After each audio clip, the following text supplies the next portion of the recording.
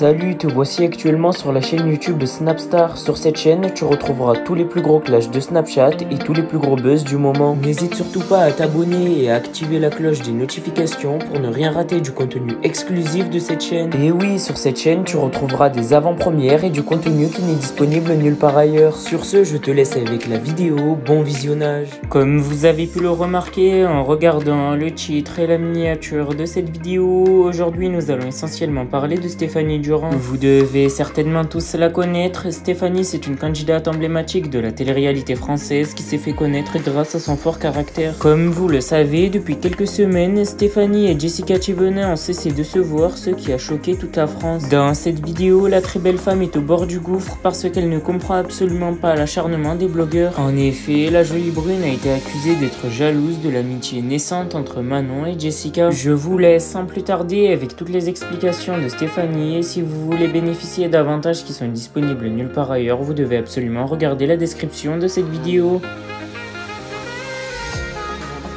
J'espère que vous allez bien, ça va un peu mieux. C'est pas la folie, mais ça va un petit peu mieux. J'ai amené Loanch la nounou là. Aujourd'hui, j'avais la nounou et voilà, je vais voir un petit peu. En fait, ça me fait un peu des ça va pas, ça va pas.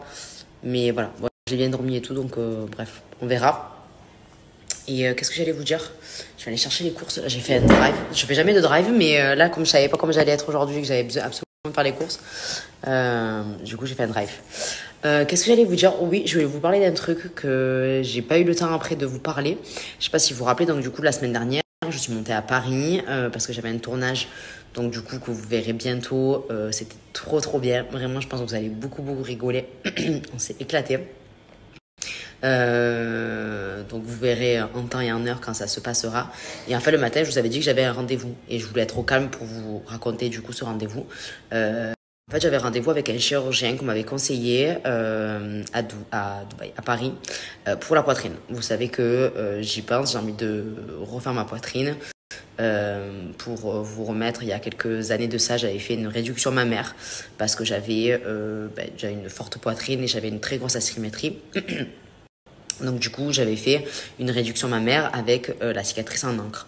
Sauf que honnêtement, la poitrine était jolie, mais la cicatrice n'est pas jolie. Il est monté trop haut. Enfin, il s'est manqué. Voilà, clairement, il s'est manqué et il n'avait pas été très réglo sur ça. Et c'est vrai que après, j'avais laissé couler, mais je l'ai jamais.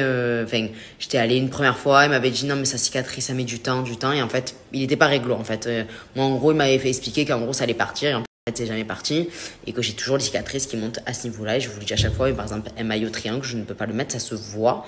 Enfin, c'est pas que je peux pas le mettre, mais c'est que ça se voit, en fait, tout simplement. Donc, ce que je me suis rendu compte aussi, c'est quand je perds du poids et que j'en prends quoi que ce soit, ma poitrine elle bouge trop. Et c'est vrai qu'à l'époque, il m'avait dit, vous n'avez pas besoin de prothèse, donc on n'en met pas. Et c'est vrai que, pas je regrette, quelque chose de naturel dans tous les cas, mais c'est vrai que du coup, ça aurait moins bougé. Peut-être que j'en serais pas là maintenant. Alors attention. Donc du coup, je suis allée voir ce chirurgien, j'en ai parlé. Il m'a dit vraiment, hormis la cicatrice, franchement, ils sont jolis quand même, mais il manque un poil de galbe. Je lui ai dit dans tous les cas que moi, c'est quelque chose de très naturel. Donc vraiment, en plus, il était vraiment trop bien. Hyper à l'écoute et tout, vraiment top. Donc du coup, en fait, d'avoir un peu plus de galbe, mettre une petite prothèse, mais vraiment très léger, quoi. Donc moi, je lui ai dit que voilà, que je voudrais un deuxième enfant, que ça sera pas maintenant, que ça sera dans 2-3 ans, que ça me fait un peu chier, on va dire, d'attendre encore 2-3 ans sans les refaire. Il m'a dit que avec une prothèse comme ça et tout, en fait, c'est plus la cicatrice, lui. Et que quand même, ça serait, elle est un peu compliquée à reprendre parce qu'il est monté quand même trop haut. Donc voilà, j'aimerais vraiment le faire en janvier, le faire après les fêtes, passer les fêtes, partir au ski et ensuite le faire. Voilà. Donc le problème étant, c'est que franchement j'ai eu un super bon feeling et tout, mais en gros c'est de rester 10 jours sur Paris et ce n'est pas gérable. Je peux pas rester 10 jours sans mon fils, je vais pas amener 10 jours mon fils à Paris alors qu'on connaît personne et que surtout c'est là où, enfin on m'habite pas ici, enfin la famille et tout, pas du tout, donc je vais pas partir 10 jours à Paris, c'est pas possible. Donc voilà, franchement, mais par contre il était vraiment bien et voilà, donc du coup je cherche, en fait dans l'idéal voilà, ça serait en janvier, et donc du coup de chercher quelqu'un ici, si vous connaissez un chirurgien à Marseille du coup, pour pouvoir le faire en janvier. Bon, déjà, j'aimerais bien avoir un rendez-vous avant de partir, en fait, pour voir un petit peu. Mais du coup, ouais, j'aimerais bien le faire sur Marseille. Parce que j'avais vu à Dubaï et j'avais peur que ce soit pas trop naturel. Voilà. Je vais regarder tous vos messages, du coup. Essayer de prendre un rendez-vous le plus rapidement possible. Comme je vous disais, j'aimerais bien le faire avant l'été prochain. Donc, du coup, en janvier, parce que ce sera le seul moment où je serai là. Et voilà, et si jamais vous avez une opération de prévue, vraiment dites-lui quand il vous fait cette encre, qui remonte pas trop haut. Voilà, tout simplement. Je pensais pas du tout moi je connaissais des gens qui l'avaient déjà fait, j'avais pas du tout pensé à lui dire ne remontez pas trop haut. Voilà, et puis bon, il a pas été très réglo parce qu'il m'a fait un petit peu courir pendant un an en me disant que ça va partir, et en fait non. Donc voilà, le chirurgien là aussi m'a parlé de faire du laser et de la dermo. Donc je vais chercher là aussi, il m'a dit à Marseille, il y a là des biens pour vraiment dans des vrais dermatos pour faire du laser au niveau de la poitrine. Voilà, donc je vous dirai ça aussi. Bon, je suis allée au drive chercher les courses. J'ai pas pris grand chose, je vais vous montrer si vous voulez, mais j'ai vraiment pas pris grand chose, sachant qu'on part bientôt, qu'on est invité pas mal de fois. Mais c'était histoire des choses qui me manquaient un petit peu. Et pour Loane aussi, du coup. Qu'est-ce que j'allais vous dire? Oui, je voulais vous dire que j'avais beaucoup procrastiné cet été par rapport à mon air fryer. Non, mais en fini l'été, je n'ai toujours pas acheté mon air fryer, sachant que je l'utilise très très souvent à Dubaï. Mais en fait, à chaque fois, je me disais, je vais le commander. Non, je le prends en magasin, je le commander, je le prends, bref. Et donc, du coup, je savais pas lequel choisir. Bref, donc demain, je vais acheter un air fryer parce que là, je voulais faire un truc, mais sans air fryer, c'est pas pareil. Vraiment, en fait, ça me manque, mais c'est vrai que bon. Comment dire, on va dire, pas j'en ai moins besoin, mais c'est vrai que bon, très souvent, oui, on mange à la maison, on mange quand même dehors, donc j'ai moins le truc. Mais c'est vrai qu'à Dubaï, je l'utilise énormément pour plein de choses.